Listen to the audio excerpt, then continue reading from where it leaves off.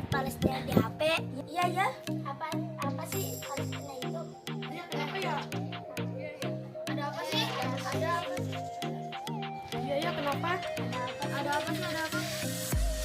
Kenapa sih Palestina? Assalamualaikum. Waalaikumsalam. Aduh, lagi pada ngapain ini di sini? Lagi pada bahas Palestina. Waduh, ngebahas Palestina. Emang kalian tahu Palestina itu apa? Gak tahu. Waduh, jadi begini nih teman-teman. Mumpung saya ini lagi bawa bendera Palestina nih, ya kan? Ini, tahu nggak benderanya? Ini, kalau ini? Indonesia. Kita harus cinta terhadap Indonesia. Sama Palestina. Nah, betul. Tetapi ada negara Palestina adalah negara yang terjolimi sama Palestina. itu sama Israel, ya kan? Karena dia apa? Apa tuh coba? Apa dia? Tahu nggak yang di HP suka lihat itu dia apa? Perang, ya kan diperangi. Padahal Palestina itu negara yang damai sebenarnya, betul nggak? Ya kan? Tapi kenapa itu Israel itu kenapa pengen menduduki Palestina? Mau tahu? Kalau mau tahu lihat nih di kamera. Lihat. Assalamualaikum semuanya, Ahlan wa sahlan di channel Legendary Official. Orang-orang Yahudi atau dikenal dengan nama Bani Israel adalah bangsa yang suka berbuat keonaran, kerusakan, sulit diatur, keras kepala, dan bersikap eksklusif. Meskipun begitu, Allah SWT memberikan kelebihan kepada kaum Bani Israel dengan kecerdasan dan pengetahuan yang tinggi. Dalam Al-Quran, orang-orang Yahudi dan musyrik digambarkan dengan perilaku negatifnya yang sangat keras dalam memusuhi orang-orang Islam yang beriman. Allah SWT berfirman, "Pasti akan kamu dapati orang yang paling keras permusuhannya terhadap orang-orang yang beriman, yaitu orang-orang Yahudi dan orang-orang musyrik. Dan pasti akan kamu dapati orang yang paling dekat persahabatannya dengan orang-orang beriman, ialah orang-orang yang berkata, sesungguhnya kami adalah orang Nasrani." Yang demikian itu karena di antara mereka terdapat para pendeta dan para rahib, juga karena mereka tidak menyombongkan diri. Quran Surat Al-Maidah ayat 82. Dari ayat tersebut menjelaskan bahwa orang-orang Yahudi dan kaum musyrikin tidak menyukai para kaum muslimin, sehingga mereka tetap mempertahankan agama mereka yang sesat. Hingga sekarang ini, kawanan Zionist Israel Yahudi tidak kenal lelah dalam menindas dan menzalimi kaum muslimin Palestina. Berikut kisah asal-usul nenek moyang bangsa Yahudi atau Bani Israel. Dahulu, Bani Israel adalah sebuah bangsa dan kabilah yang berasal dari keturunan Israel atau Nabi Yakub alaihissalam. Nabi Yakub alaihissalam adalah putra Nabi Ishak alaihissalam atau cucu Nabi Ibrahim alaihissalam. Beliau dibesarkan di wilayah bangsa Kanaan di Jazirah Arab. Awalnya, beliau tinggal di Palestina, kemudian hijrah ke pedalaman padang pasir di selatan Palestina tak jauh dari Sinai. Selama hidup, Nabi Yakub alaihissalam memiliki 4 istri dan dikaruniai 12 anak, diantaranya Rawiyin, Syam'un, Lewi, Yahuza, Isakir, Zebulon, Nabi Yusuf alaihissalam, Bunyain, dan Naftali, Gad, dan Asher. Setelah terjadinya kisah pilu Nabi Yusuf alaihissalam yang dibuang ke sumur oleh saudara-saudaranya, Nabi Yakub alaihissalam beserta anak cucunya kemudian memilih berpindah tempat ke Mesir. Setelah itu, beliau kembali lagi ke Palestina, lalu wafat dan dimakamkan di sana. Sementara anak cucunya atau dikenal dengan sebutan Bani Israel tetap tinggal di Mesir. Setelah wafatnya Nabi Yakub alaihissalam, tonggak kenabian diteruskan oleh Nabi Yusuf alaihissalam. Nabi Yusuf alaihissalam berupaya berjuang mendakwakan ajaran Allah SWT. Namun, setiap makhluk yang bernyawa pasti akan mengalami kematian. Perjuangan Nabi Yusuf alaihissalam lantas berakhir ketika beliau wafat.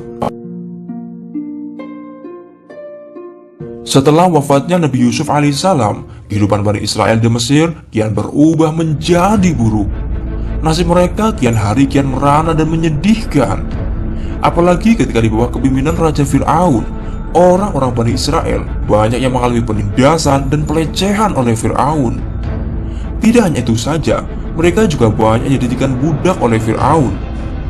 Kezaliman Fir'aun kepada orang-orang Bani Israel semakin menggila ketika ia mendengar berita dari tukang ramal bahwa kelak akan lahirnya seorang bayi laki-laki Bani Israel yang akan menghancurkan kerajaan Fir'aun.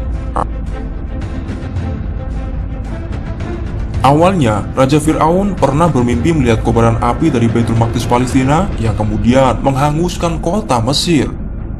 Para tukang ramal Fir'aun menjelaskan arti mimpi itu, bahwa memang kelak akan ada seorang laki-laki keturunan Bani Israel yang akan menghancurkan kerajaannya. Mendengar berita itu, emosi Firaun menjadi memuncak. Ia kemudian gencar mencari bayi laki-laki yang baru lahir dari kalangan Bani Israel untuk disembelih. Bayi laki-laki yang baru lahir semuanya lantas Firaun bunuh dan disembelih dengan keji. Sedangkan untuk bayi perempuan akan tetap dibiarkan hidup.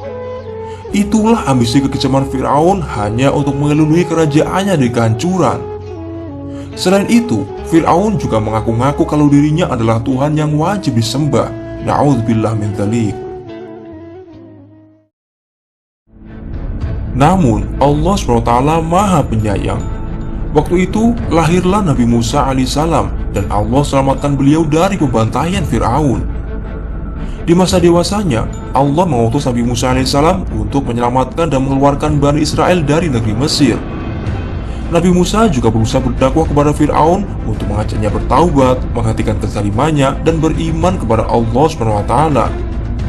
Namun, usaha Nabi Musa selalu saja gagal. Fir'aun dengan tegas selalu menolak ajakan dan dakwah Nabi Musa alaihissalam. Padahal, sudah banyak mukjizat-mukjizat Nabi Musa yang Allah tunjukkan kepada Fir'aun. Namun tetap saja Fir'aun membangkang. Dari sinilah awal mula munculnya Yahudi yang dijadikan sebagai agama serta syariat. Peristiwa ini disertai dengan adanya perlawanan, pengkhianatan, dan kedurkaan terhadap Nabi Allah SWT. Nabi Musa kemudian membawa Bani Israel untuk meninggalkan Mesir untuk menuju tanah Sinai. Namun Fir'aun dan bala tentaranya mengetahuinya kemudian mengejar mereka.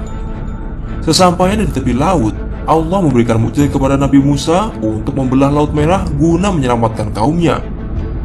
Nabi Musa dan kaumnya lantas menyeberangi lautan dan selamat, sedangkan Fir'aun dan tentaranya mati tenggelam di lautan. Kata Yahudi diungkapkan untuk semua pengikut syariat kitab Taurat yang dibawa oleh Nabi Musa alaihissalam, baik sebelum dan sudah kitab Taurat diubah-ubah. Setelah menyaksikan peristiwa dahsyat tenggelamnya Fir'aun dan bala tentaranya di lautan, orang-orang Yahudi kemudian kufur kepada Nabi Musa alaihissalam. Padahal mereka dengan jelas telah menyaksikan banyak mukjizat luar biasa Nabi Musa alaihissalam. Rupanya orang-orang Yahudi sudah terpengaruh paham rezim Fir'aun sehingga membuat akidah mereka hancur lebur. Orang-orang Yahudi Bani Israel juga hidup dengan bermalas-malasan. Setelah itu, Nabi Musa alaihissalam meninggalkan orang-orang Bani Israel untuk bermunajat kepada Allah SWT dan mengambil kitab Taurat di Bukit Tur di wilayah Sinai. Nabi Musa meninggalkan Bani Israel selama 40 hari dan menunjuk saudaranya untuk memimpin Bani Israel. Namun, setelah Bani Israel ditinggal Nabi Musa, mereka malah kemudian menyimpang dari ajaran Nabi Musa alaihissalam. Orang-orang Bani Israel kemudian membuat berhala patung yang menyerupai anak sapi. Patung anak sapi itu terbuat dari emas dan perhiasan mewah. Kemudian mereka lalu menyembahnya dan menjadikannya sebagai Tuhan. Na'udzubillah min dzalik. Itulah kisah asal-usul kekufuran orang-orang Yahudi Bani Israel. Semoga kisah ini bermanfaat. Wallahu a'lamu bishawab. Nah, paham kan? Paham. Itu ya kata Ustadz juga, ya kan? Terus tadi ngomong-ngomong ada yang ngomong-ngomong jihad nih. Tahu nggak jihad itu apa? Nggak tahu. Makanya harus cari tahu tentang jihad. Nih kita lihat lagi nih. Nih lihat di sini nih, di sini nih. Lihat ya di sini. Ini di sini ini. Ini di sini nih. Nih tentang jihad nih. Ini nih. Al-Imam Ibnul Qayyim rahimahullahu taala menjelaskan dalam kitabnya Zadul Ma'ad dan dalam kitabnya yang lain seperti kitab Miftah dari Sa'adah Beliau mengatakan al-mujahidu naw'an, bahwa orang yang berjihad itu ada dua kelompok. Yang pertama berjihad dengan pedang dan tombaknya. Yang kedua adalah berjihad dengan ilmu dan hujahnya. Maka beliau mengatakan yang berjihad dengan ilmu dan hujah dinamakan dengan jihadul khasati bil khasah, di mana dinamakan jihad khusus, jihad dari orang-orang khusus, sebab tidak bisa dilakukan jihad ini kecuali oleh orang-orang yang khusus. Adapun jihad dengan pedang bisa dilakukan oleh orang awam. Adapun jihad dengan tombak dan pedang bisa dilakukan oleh orang biasa. Tapi jihad menjelaskan ilmu, jihad menjelaskan hadis sahih dengan dhaif, jihad menjelaskan ini tafsir yang benar, jihad membantah pelaku kezaliman, pelaku subhat, pelaku bid'ah, maka yang jihadnya adalah hanya ahlu ilmi, jihadul khasah. Maka jihad dengan Quran dinamai dengan jihad akbar.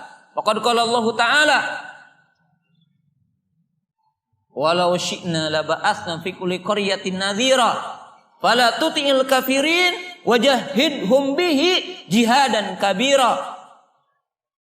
Jika seandainya kami berkehendak, maka kami akan mengutus kepada setiap kampung seorang utusan.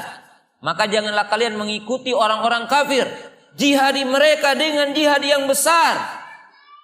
Qala al-mufassirun ay bil Qur'an ay bil hujjah, yaitu jihadi mereka dengan Quran, jihadi mereka dengan hujjah. Kana Ali wa sahabah awalu ma yujahidu al-khawarij bil hujjah qabla bisayfi wa sinan. Keadaan Ali dan para sahabat ketika akan memerangi orang-orang khawarij, maka yang pertama dilakukan oleh Ali dan para sahabat jihad dengan hujjah. Di mana Abdullah bin Abbas radhiyallahu taala anhu datang ke Haura, datang ke markas orang Khawarij dan menyampaikan hujah dan berjihad dengan mereka, berdialog dengan mereka, sehingga diriwayatkan bahwa mereka yang berjumlah 8.000 kembali 4.000 orang kepada sunnah, dan tersisa mereka berjumlah 4.000. Lihat bahwa al-lisan as-sadiq, al-lisanul haq yughayirun nas. Lihatlah bahwa kekuatan lidah, kekuatan lisan mampu membalikan sekitar 4.000 orang kepada sunnah. Bihilafi as-sayfi was-sinan. Ini lihat, sejarah membuktikannya. Nah, benar kan? Iya. Tahu kan? Tahu. Nah, begitu. Tetapi kita tetap cinta Palestina sebagai negara Islam yang terjolimi. Betul nggak? Betul. Terjolimi oleh kaum Zionis Israel. Betul nggak? Betul. Ya udah, kita berdoa untuk keselamatan Palestina. Mari kita berdoa semuanya. Bismillahirrahmanirrahim. اللهم انصر المسلمين في فلسطين اللهم انصر المسلمين في فلسطين اللهم انصر المسلمين في غزة اللهم انصر المسلمين في الشام وفي العراق وفي أفغانستان وفي باكستان اللهم انصر المسلمين في يمن اللهم انصر المسلمين في روهينيا اللهم حرر المسجد الأقصى من أيدي اليهود. Amin. Ya udah, kalian jangan nongkrong-nongkrong begini, ya kan? Tetap pakai masker. Ya udah, alhamdulillah kalian sudah mencintai tentang Palestina. Kalian udah ngobrol-ngobrol masalah Palestina, ya. Tapi harus tahu yang jihad sebenarnya tadi udah lihat kan? Benar kan? Sip. Terima kasih. Wassalamualaikum warahmatullahi wabarakatuh.